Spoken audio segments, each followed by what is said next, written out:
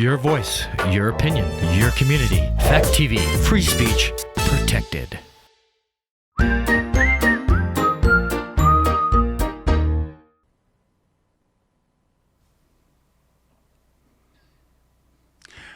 How can they make another Saw movie when Jigsaw, John, whatever you want to call him, has been dead for many movies now? Can a hilarious comedian make a good horror movie? And does Samuel L. Jackson say the F word in this movie? All that and more on Gory Storytime. Warning. Gory Storytime is a horror movie review show by a son and his dad who thought that letting his 5-year-old watch scary movies was acceptable. If you are offended by horror or talk about blood and gore by a child, or if you don't want horror movies from the 60s through today spoiled, then there is a remote stuck in your couch cushion next to potato chip crumbs. Use it. And of course, parental discretion is advised. Why? You didn't use any. Shut up and start the show.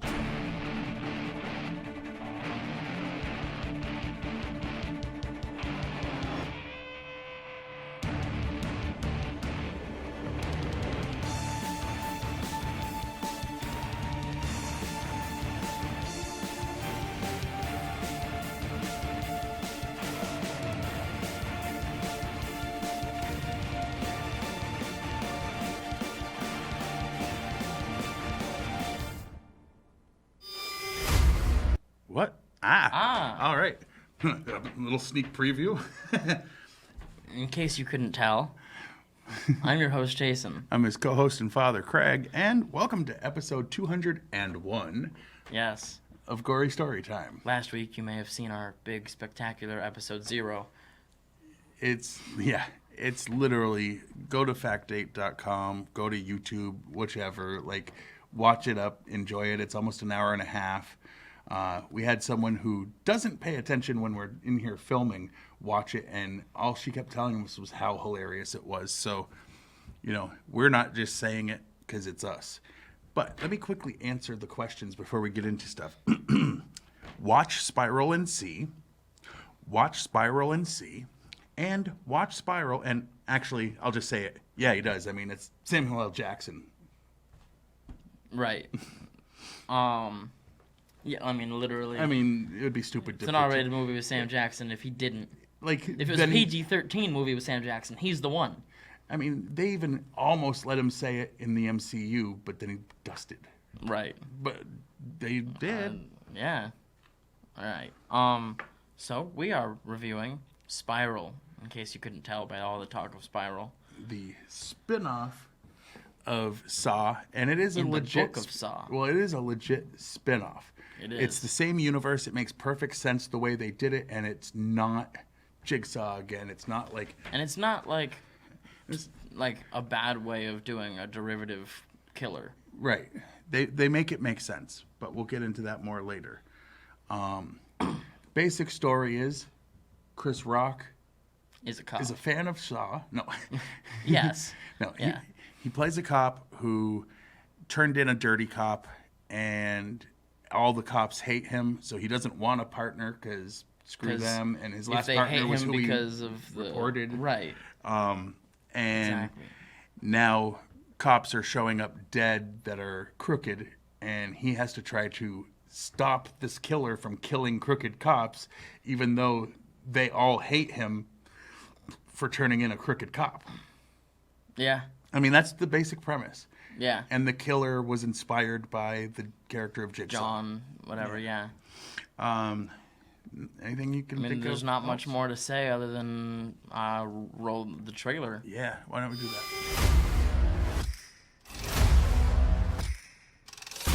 Get everybody out of here.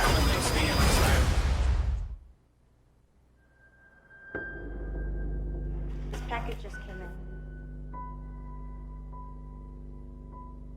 Get everybody out of here.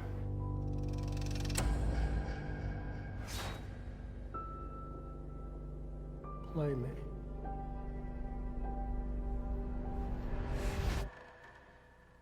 Hello, Detective Banks.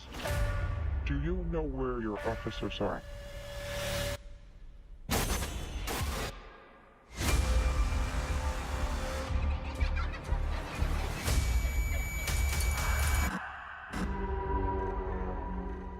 Jigsaw? Wait, I thought the Jigsaw Killer was dead. He is.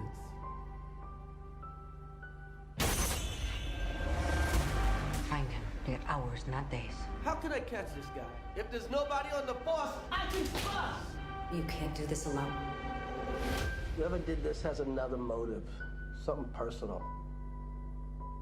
When was the last time you saw your father?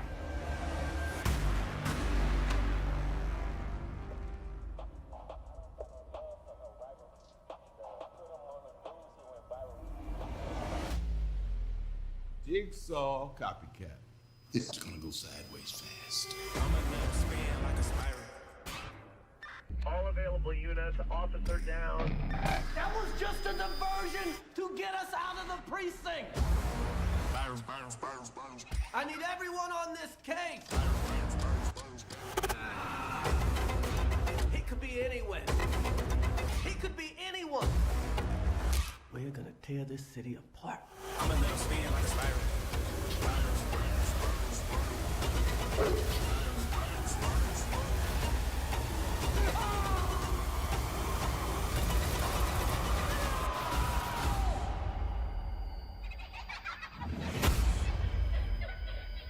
Hello, Detective Banks.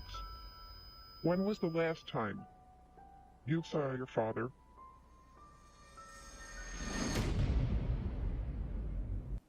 Well, all right then. Anything else you want to say before we start the show? I would say go get you a way to watch this movie. Find a way to watch this movie before we go and spoil it for you. Well, no, I'm going to 'cause try it's to brand avoid. new. Yeah, I'm going to try to not spoil the twist ending and Yeah, I don't want to spoil the twist, I but won't there's do that. stuff. Yeah, but the other thing we have to do before we get into the behind the scenes stuff is, for those of you who've watched the show before, you know why we really do this. It ain't. I mean, yes, we love horror movies. Yes, we like watching horror movies together. No, that's not why we do this. We do this because if you sell yourself to big corporations, they will pay you money Loads to and promote loads of their stuff. cash. I'm talking just Brinks trucks backed up to the house. Doot, doot, doot. Just Yeah. gold bullion is what we're charging now, just to make it, because so many people are coming to us. We gotta, you know, we gotta make it a little more a pain in the ass for them. It's like, you want us? Yeah. All right, gold bullion it is. It's it's gold, and it's and this week the money we made, $4,000 in $2 bills. Sure, you're so stupid. And so am I.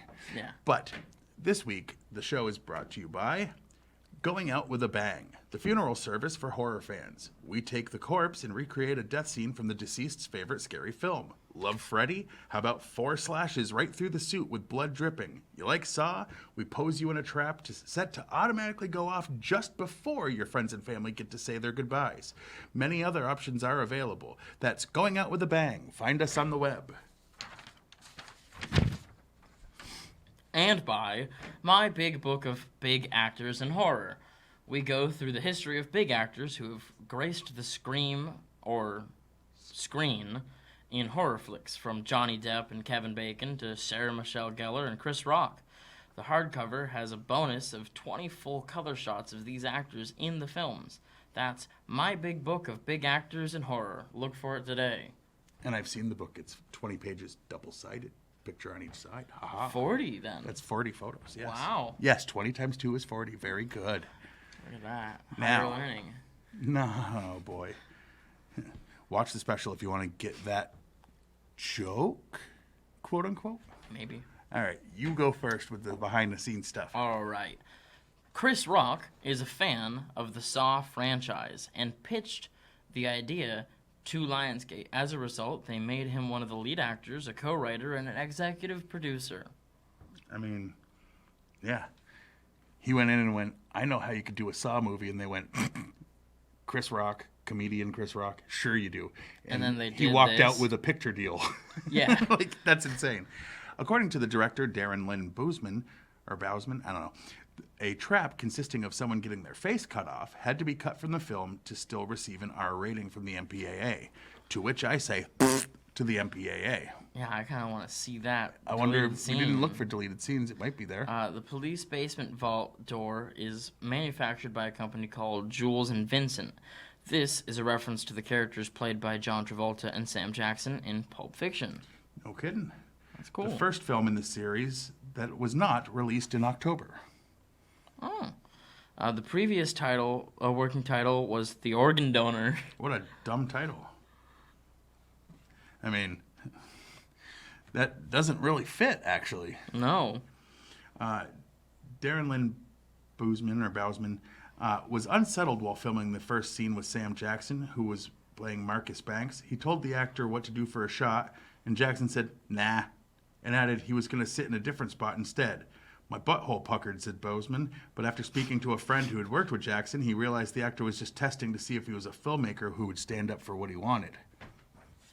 He does seem like the guy that would be like, Jackson does seem like that kind of guy. I'll do what you want as long as you stand up for yourself. If you don't have a spine, I'm going to be over here fucking off. That's him.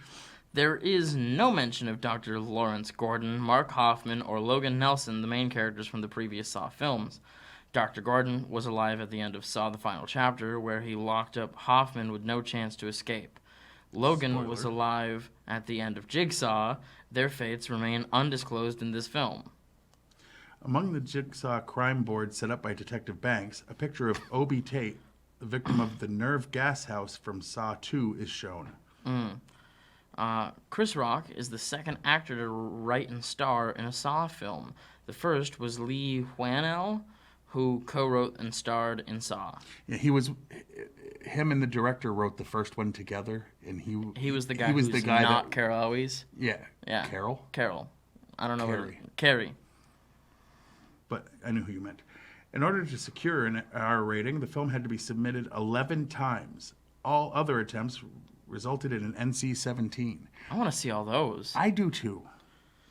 With theaters across the world closed due to the outbreak of COVID-19, Lionsgate pushed back the film from May 15 to May 21st.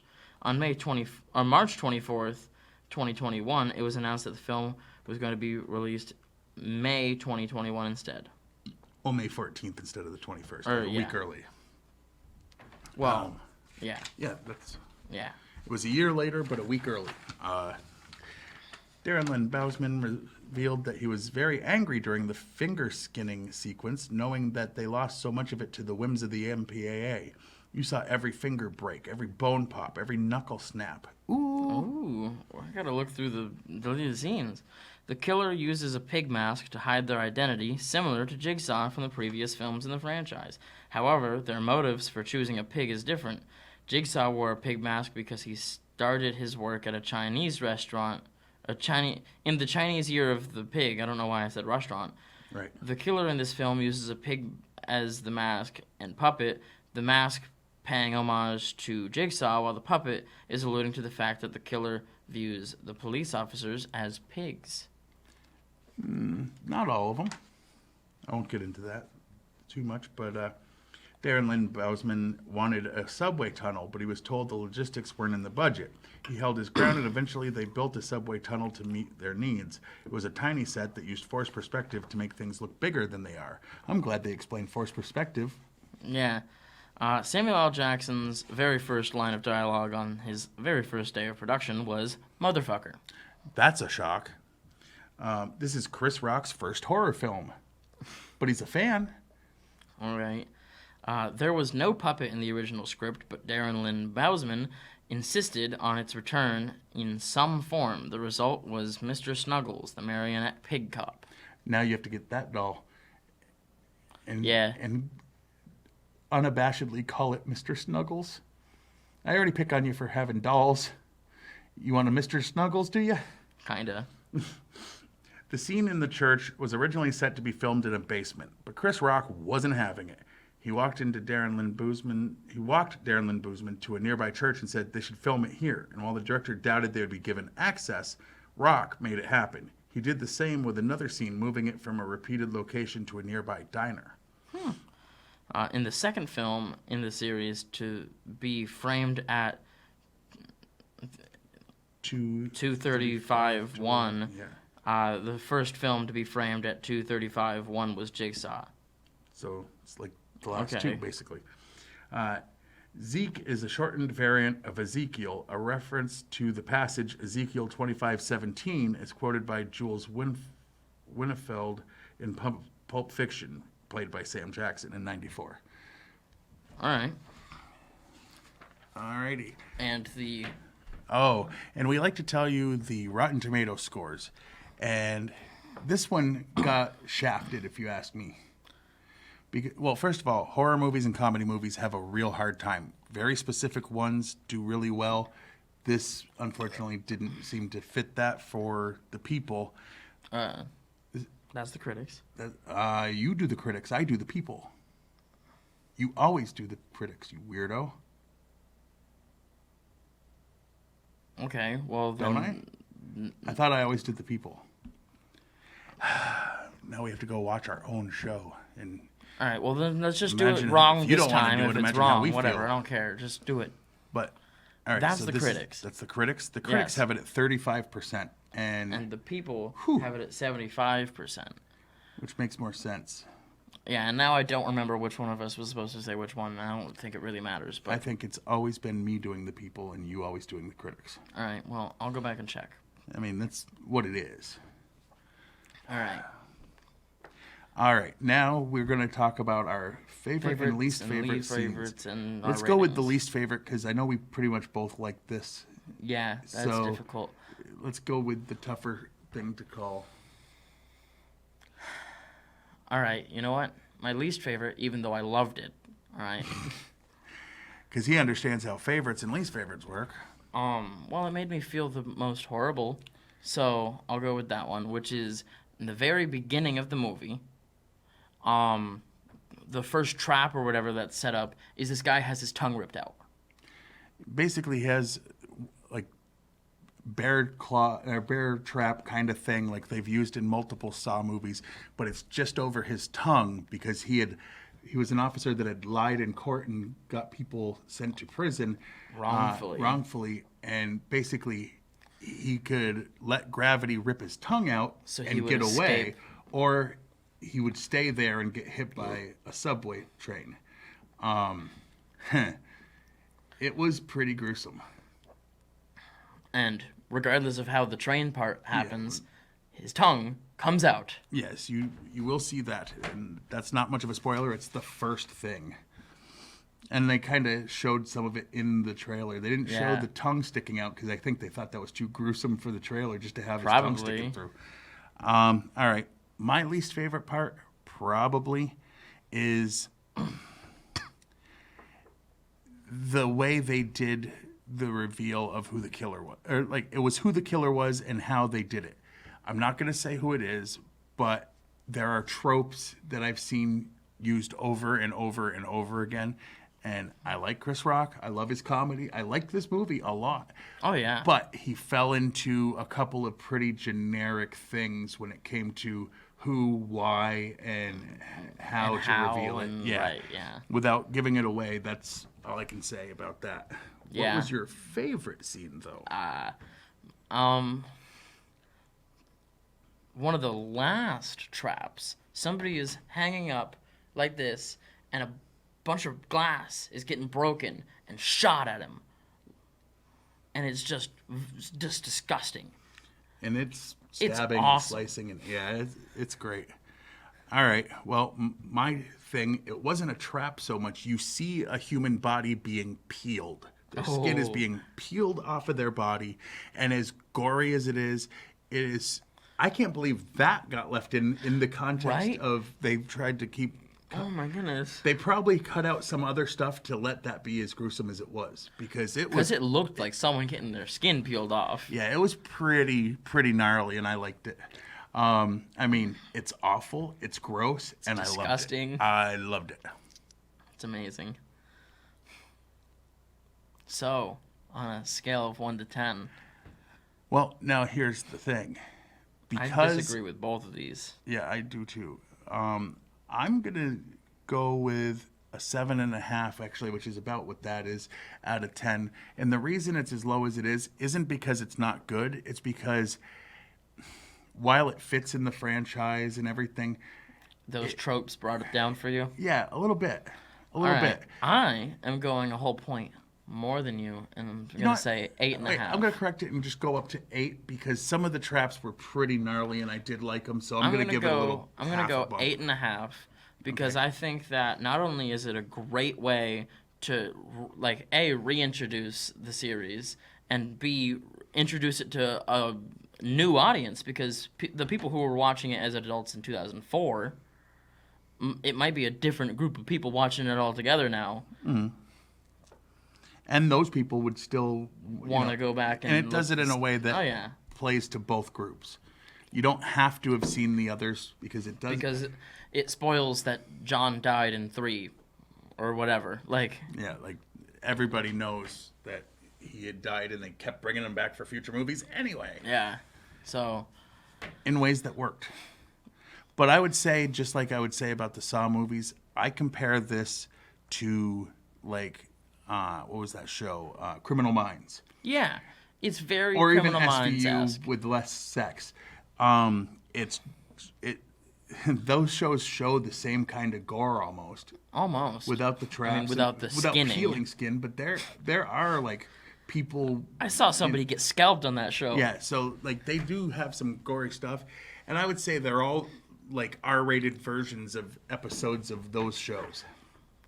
Which isn't a bad thing. I like those Not shows. a bad I've thing seen at every all. episode Love of Criminal Minds. So like, don't take that as a diss. But I would say everyone talks about how gory the first one is, and it's like, it's really The not. first one's not. No, this one definitely went there. Oh yeah. But so I think the consensus is 8.5. Go and get you a copy of this. Yeah. Own this. Yeah. Make it a part of your collection because it is damn good. Yep. And then look out for our version called Dumbass from the Spiral Notebook of Saw. Why? I don't know, because I would just love to write something called that. Now I just got to come up with the content. Dumbass, the Spiral Notebook of Saw. Yeah. All right. Come on. Yeah, that's great. Okay, so that stuff. Yeah. Yep. Look at this. You could watch this show on Fact TV channel 1076 Thursdays at 8:30 p.m. and Fridays at 7 p.m. You can like us on Facebook, and by us I mean Gory Storytime has a page and Fact TV has a page. Go ahead and like that. You can watch some stuff live. This is usually recorded live. I'm assuming it is. So hey, anyone that's watching, if you're not watching, then how did you hear me say that? Telepathy. You can go to www.factdate.com and true. watch all the back episodes of this show because we know you love this show. And there's, again, episode 200. It's almost an hour and a half. It's a movie worth of us giving our top fives, some music, some... Oh, yeah. We pitched some other ideas. Yeah. I mean, we got people that work here at Fact TV in on some of the stuff. We got people from other shows on some of the stuff. Like, all right. It was a team effort. Tweeters. Yes. You can follow me at Jiggly Firm Brain, where he tweets things that I say, or you can follow me at Craig Jakes, all lowercase, all one word, where I tweet things I that think. he says. Yeah. And until next time with another movie, I'm your host Jason. I'm his co-host and father Craig, and sweet dreams.